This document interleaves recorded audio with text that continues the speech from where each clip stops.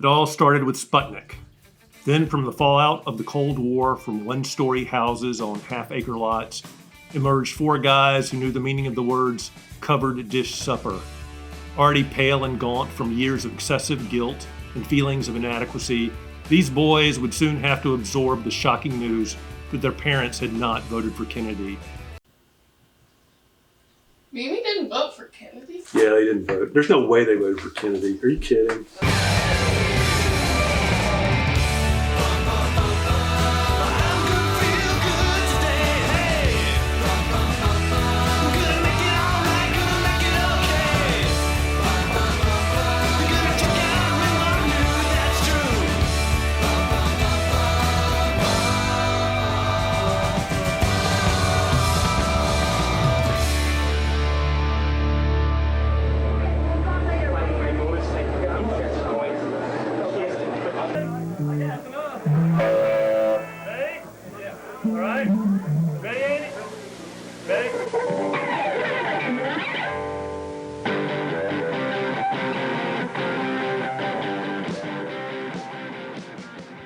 We started playing in JD's bedroom when we were 16.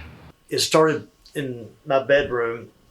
Yeah, I started when I was 10, and back in ninth grade, I got invited over to a friend's house to play. And so I got my drums, and I couldn't drive them. I think they came and picked me up, and I'd been taking lessons, but I would just put on Beatle records and just play along.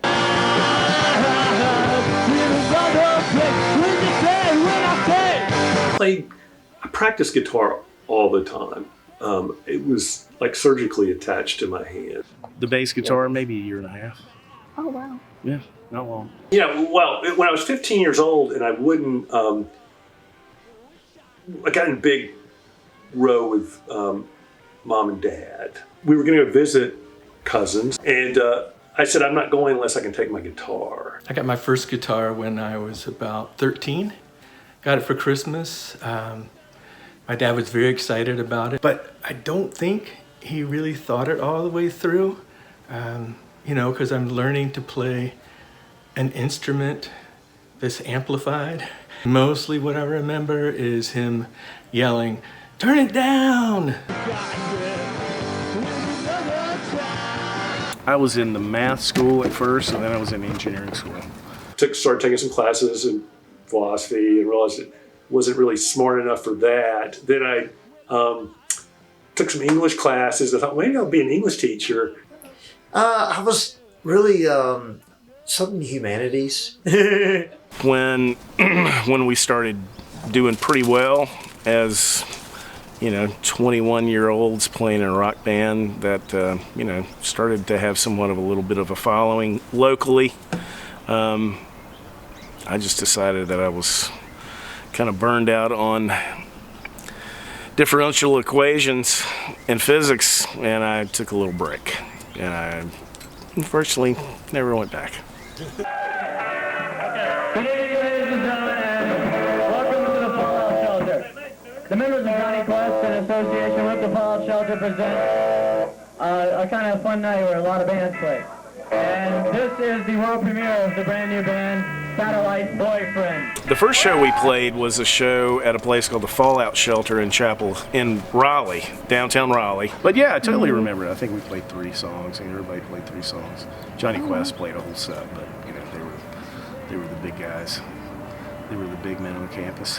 It was great. I think we were pretty nervous, but par for the course, the first song we played, like one of the first chords we played, Sam's guitar, one of his guitar strings broke. That probably was an indication of how things might go for the band. I do not remember exactly the first show. I just remember that it was so seamless because me and Phil and Andy had been playing together already. So, whatever we did or wherever we went to play, we already had this common bond. And Sam fit right in with it and jumped right in and was really great. Did anything go? No. We were a hit.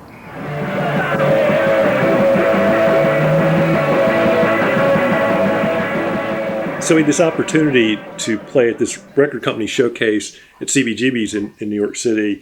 So it's basically, a showcase, a bunch of bands get together and these record company people come to the show and hopefully you can get a record deal. So we loaded up the van and headed up to New York City.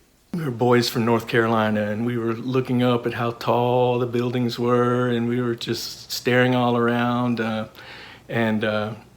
People knew we were not from around there. We pulled up in front of CBGB's because we were going to be one of the first bands. If you're an indie band and you wanted to play at like Carnegie, the Carnegie Hall equivalent would be CBGB's. CBGB's is where the Ramones, Talking Heads, Blondie, all those bands started playing in the Bowery in New York City in the mid-'70s. It's a rock club, a really nasty, trashy rock club. So we drove by CBGB's at about 2 or 3 o'clock, and I saw the Meat Puppets in front of CBGB's. I was like, it's freaking Meat Puppets, who were one of my favorite bands still to this day. And I was like, why are the Meat Puppets in town? And of course, way before cell phones. So we call our manager about an hour later, and he says, oh yeah, by the way, the Meat Puppets are playing tonight. Is that cool with y'all? Basically, they had to shuffle the lineup, and we were going to play last after the Meat Puppets played, which seemed okay, seemed fine. Anyway, so we go there, and it's packed. And the Meat Puppets were incredible. And so the Meat Puppets stopped playing. And that's our time to get on stage. People are flooding out of the exits. I mean, it's just like a stream of people. And we're up on stage maniacally trying to set up our equipment as fast as we can. And we're just rushing around. We finally get everything set up.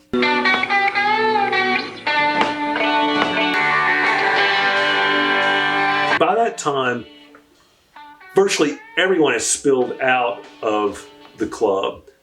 Our manager is there. Someone from a record company who I don't think was a decision maker. It's not like she was someone who was like, checking us out. And then there was the staff. So what we understood was that the last band, people don't usually stick around for. You might as well not even play because there's not going to be anyone there. It was kind of our last ditch effort to make a go of it. We've been doing it for 5 years, and that was kind of the nail in the coffin.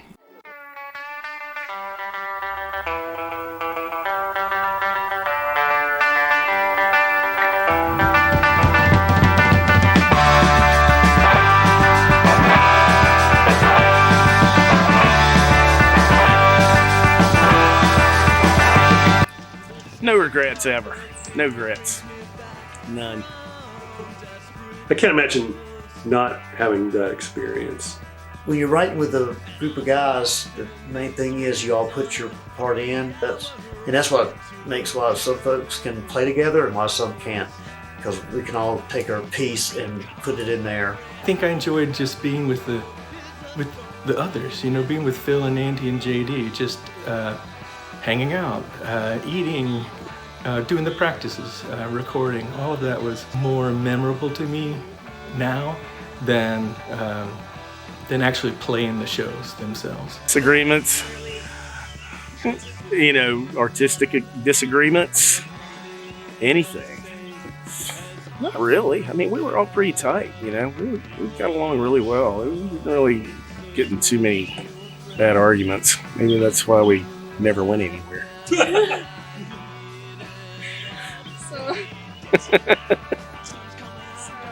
Nobody had a strong enough opinion. Everybody was scared to, lose a friend. Sam said, he'll deny that he ever said this, but he'd be like, do you think we're gonna really be famous? And I'd be like, oh yeah. And there was a Whitney Houston song on the radio, and Sam was like, well, do you think we'll meet like Whitney Houston? I was like, oh, yeah, Yeah, we'll meet Whitney Houston. And then he would go down the lineup of people, Warren Beatty. No, I don't think we'll meet Warren Beatty. No, I don't know what we've had any reason to meet him. What about Paul McCartney? Oh, maybe. Yeah. Sam would ask each person, and I would go down the list. But there was no question in our minds that we were going to kind of make a big splash.